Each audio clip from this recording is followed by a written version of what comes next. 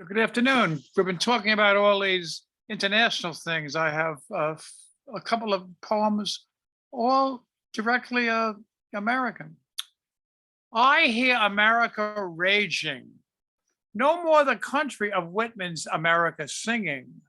I hear the hundreds of thousands of women screaming about Roe versus Wade, the wails of the parents of children shot by guns, the disbelief of the environmentalists at the sterilizing of the EPA. Walt heard the singing of citizens of a country on the rise. I hear the rage of citizens in a country coming apart. Lone Star Justice. Let's see if I got this right. A physician in Texas, fearing for the life of his patient, may follow his Hippocratic oath and whisper in her ear, "You may get better treatment from a colleague in New York." He will then be liable to life imprisonment, and the fellow who turns him into the authorities, perhaps even the male who made the patient pregnant, will be eligible for a $10,000 bounty. Sounds like a Stephen King plot to me. What? It's real? The United States. Welcome to Yorktown, and that's the town that I live in northern Westchester, New York. So 3 lads from Brooklyn, having been told that upstaters were easy marks, drove to Yorktown thinking it was upstate. They had about 500 more miles to go.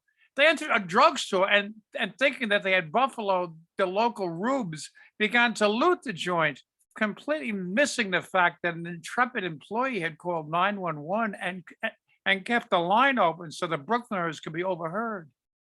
And soon Chief Snowball's troops were on the way. The robbers were speeding away when the troops arrived, but was soon in an accident and had to abandon their vehicle, running away on foot. One was almost immediately arrested, and with the assistance of other law enforcement agencies, the other two were soon in custody. At least the Brooklyn trio's trip upstate will bring them free room and board. And when I awoke this morning, this is in a current collection by Finn Hall that was asked of only participants who are over 70 years old. I just qualified.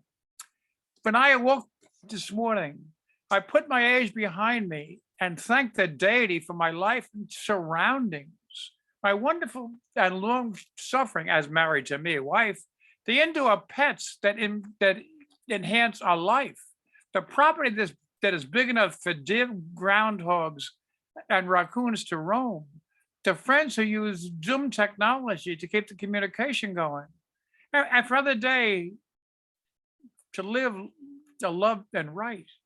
As Barbara and I rubbed the sleep from her eyes, I reassured my tan silky terrier that all was well, and was greeted by the 2 cats who rule various parts of the house, and supercharged by cold brew. Another day had begun.